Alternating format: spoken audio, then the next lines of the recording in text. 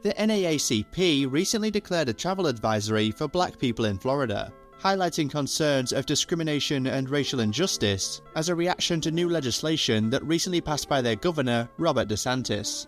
This legislation approved a ban on classroom instruction about sexual orientation and gender identity in all grades, bans on gender-affirming care for minors, bans targeted at drag shows, restricts discussion of personal pronouns in schools, and forces people to use certain bathrooms.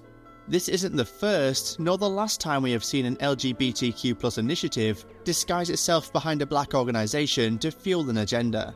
Now, before the LGBTQ+ community crucifies me, realise this video's purpose is just to shed a positive light on strategies LGBTQ+ organisations use to achieve their goals and meet certain agendas. The LGBT and Black organisations claim to have something called intersectionality, which claims that individuals can face multiple forms of discrimination based on various aspects of their identity, such as race, gender, sexuality, and religion. It allows different marginalised groups to support and collaborate with each other, acknowledging the interconnectedness of their struggles. Intersectionality is the main justification used by the LGBTQ+ community to support many different agendas and initiatives behind other group organisations. The first group we will discuss is the NAACP. Born in the turbulent era of the early 20th century, the NAACP emerged as a voice for justice, equality, and civil rights. Founded in 1909, a group of visionary activists including W.E.B. Du Bois, Mary White Ovington, and Moorfield Story came together with a resolute determination to challenge the status quo in regards to civil rights at the time. The NAACP became an unwavering force, relentlessly fighting against racial injustice in all its forms. Their mission was clear: to ensure the political, educational, social, and economic equality of rights for coloured people. Throughout its storied history, the NAACP spearheaded numerous pivotal court battles, challenging segregation and discrimination head-on. From landmark legal victories like Brown v. Board of Education's, they forged a path towards a more inclusive America. But now, the NAACP's momentum has almost ceased. When we see the NAACP now, we only hear from them when it comes to issues like the LGBTQ+ issues in Florida. The NAACP has joined forces with LGBTQ+ advocacy organisations to advocate for comprehensive laws that protect the rights of LGBTQ+ individuals. One notable example of such collaboration is the partnership between the NAACP and the Human Rights Campaign, HRC, one of the largest LGBTQ+ advocacy organisations in the world.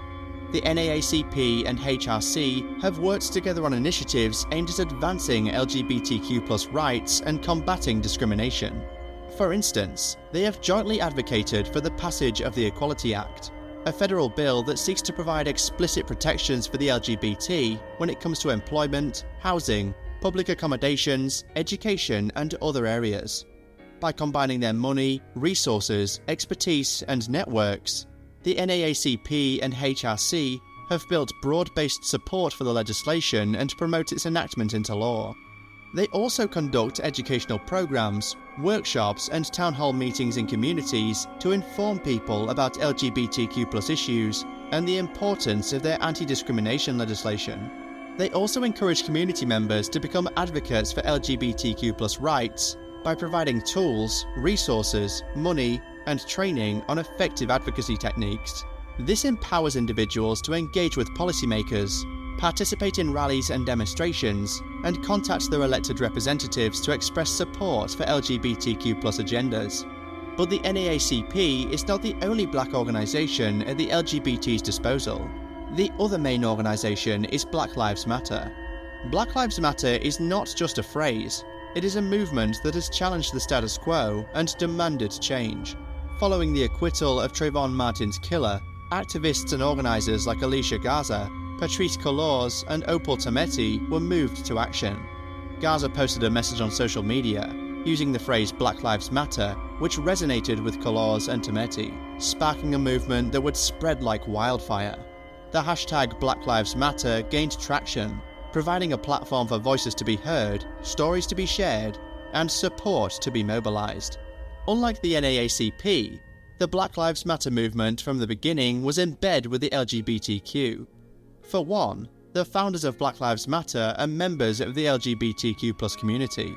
You could say Black Lives Matter was the first live example of intersectionality at play.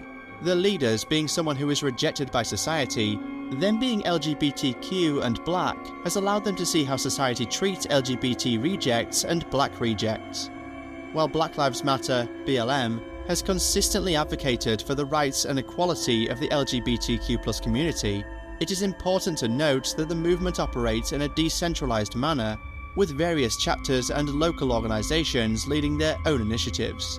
As such, the allocation of resources and specific collaborations can vary across different locations and contexts. Black Lives Matter has helped amplify LGBTQ+ campaigns, raise awareness, and generate financial support for LGBTQ+ rights, such as advocating for transgender rights and supporting LGBTQ+ youth programs. During the George Floyd protests, both the Black Lives Matter movement and LGBTQ+ activists mobilized resources in various ways to fuel the demonstrations and advance their causes. BLM and LGBTQ+ organizations utilized crowdfunding platforms and launched donation campaigns to raise funds for various purposes related to the protests. These funds were used to provide legal support for arrested protesters, medical supplies, protest materials, community outreach efforts, and supporting the families of victims of police violence. Both movements mobilized volunteers to support the logistics of the protests. Volunteers helped with organizing and coordinating demonstrations, marshalling, providing first aid and medical assistance, offering legal support and know your rights training, and documenting instances of police brutality and injustice. BLM and LGBTQ+ activists utilized social media platforms, websites, and traditional media outlets to censor information, raise awareness about the protests, and share resources. They provided updates on protest locations, safety guidelines, legal resources, and community support services, enabling individuals to stay informed and actively participate in the movement. They also mobilized legal resources to provide support and representation for protesters who were arrested or faced legal repercussions, file lawsuits challenging police misconduct, and advocate for systematic changes in the criminal justice systems. Last but not least, let's look at the 2 Tennessee representatives expelled and then one reinstated for protesting during a meeting, claiming to be in support of a gun reform. They quickly then went on a press run and used black revolutionary rhetoric, while also making it clear they are advocates for the LGBTQ+ and their fellow intersectioned groups. These strategies have led to great success for the LGBTQ+ communities, and through their success has come great progress for the left over the past 15 years. There is nothing wrong with coinciding with LGBTQ+ movements. Just be wary of the organizations you support and their goals and agendas, because if not, you may call yourself supporting an initiative to progress your race and people, but all along, you was only adding fuel to the engine that powers the machine which will be responsible for the despair of your own community. See you next time.